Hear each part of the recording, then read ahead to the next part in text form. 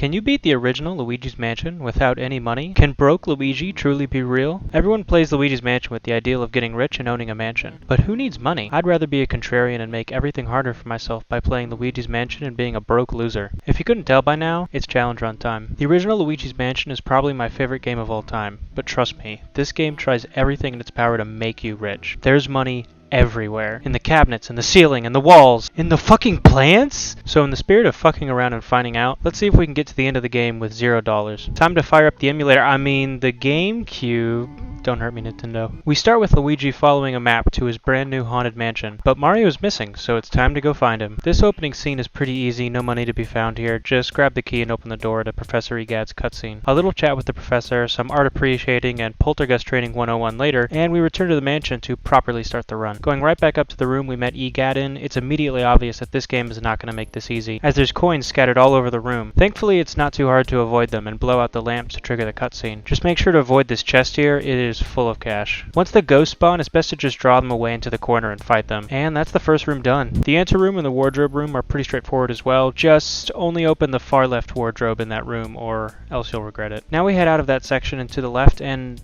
oh, well this might be a problem. Luckily I was able to force Luigi through a small gap by shoving him against the wall to open the door. And even better, you don't collect coins upon entering the next hallway. So I go into the next room to catch the first of many portrait ghosts. Now, while regular enemies don't drop money when you catch them, portrait ghosts do. While you suck them up, they continually drop different sized pearls, which are very hard to avoid while the ghosts are dragging you across the room. They're also worth a lot of money, and like I said, are very hard to avoid. To the point that it's basically just a crapshoot. So, can you beat Luigi's Mansion without collecting any money? No.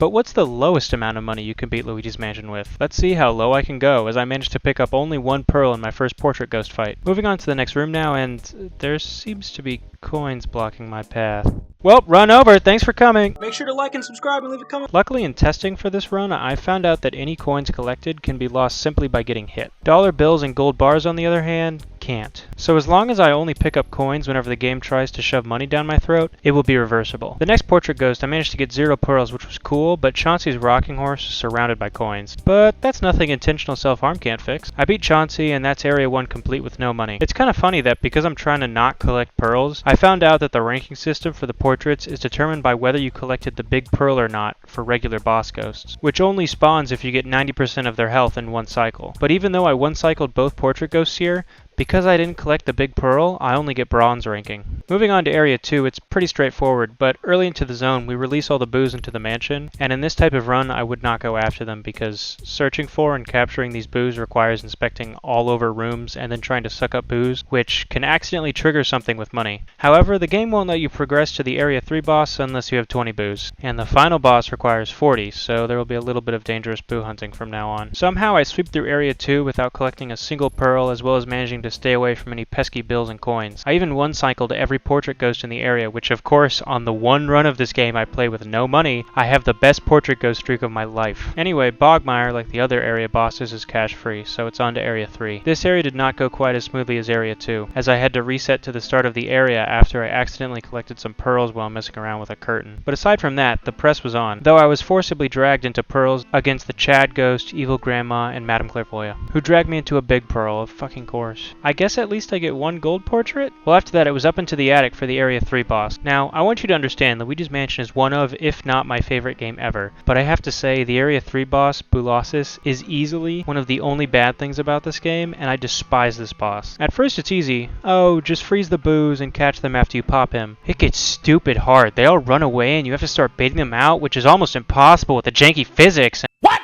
What the fuck? Well, that rant is for another time. For now, I beat Boolossus without too much frustration aside from the very last boo that took off like 20 HP by itself. On to area 4 now. It's the final stretch. As before, pretty straightforward as well. Though my least favorite part of the game is immediately followed up by my favorite part, the blackout. Before you can even start area 4, the power goes out in the mansion and you have to find a way to turn it back on. During this time, ghosts will spawn relentlessly. It's nerve-wracking as hell and I love it. Since I know this game way too well, I knew exactly where to go to fight a boss for the key to the circuit breaker room. And with the power back on, it's time to head back up to complete the area. Except I accidentally spawned Bills in one of the basement rooms, and while I was sucking up some dust on the other side of the room, it shot all the way across the room and into me for some reason, meaning I had to reset to the beginning of the area and run that back again. Aside from that, the rest of the area went pretty smoothly. I made sure to check out the ceiling lights in the clockwork room before the boss, as I've had money spawn out of there when I was fighting them in testing. Their portrait ghost fight is one of the toughest in the game, but I managed to survive while only collecting 1 pearl.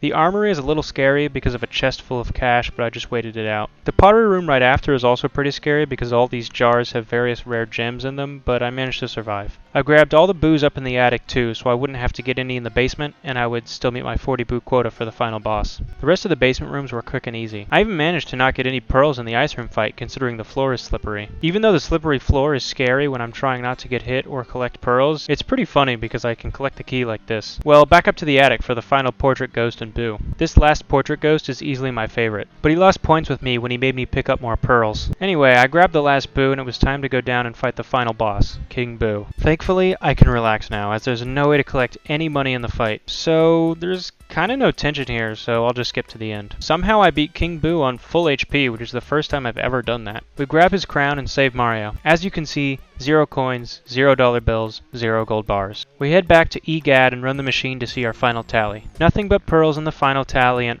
what's that?